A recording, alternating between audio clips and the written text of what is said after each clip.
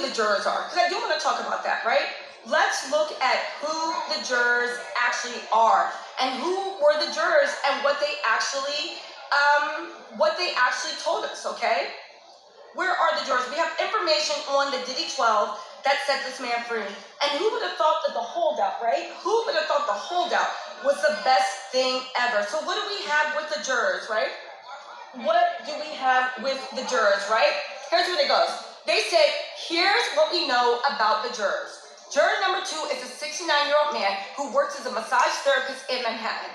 He has a Bachelor of Fine Arts in acting from New York University.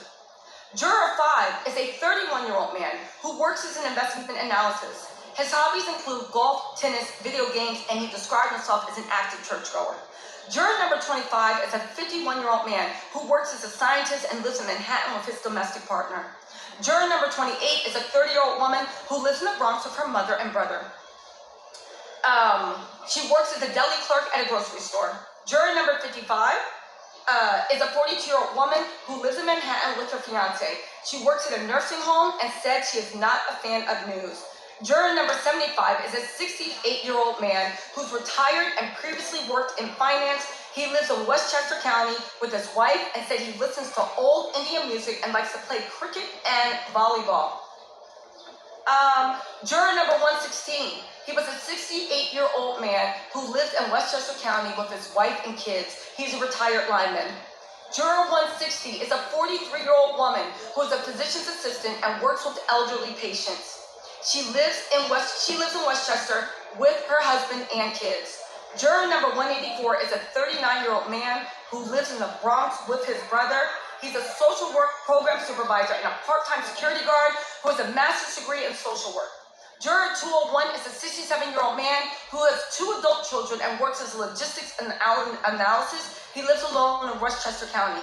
Juror number 217 is a 74-year-old woman who works as a treatment coordinator and has a bachelor's degree in sociology.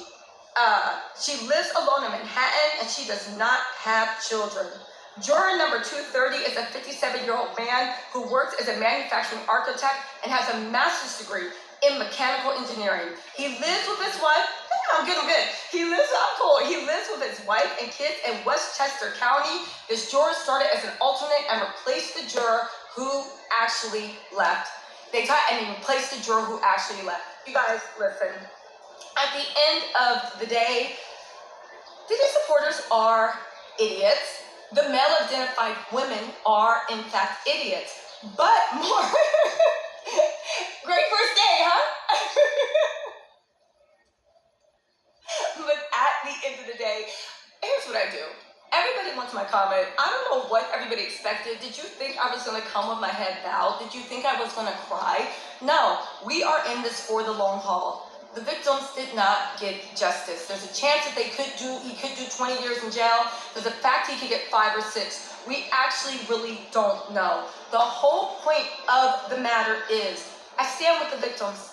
I don't regret a thing I said. I don't regret a thing I did. I don't need a man's money, fame, popularity, wealth. I don't need the clout. I don't need the clicks. I don't need the views. I came here and I spoke the truth. And that resonated with all of y'all on what, listen,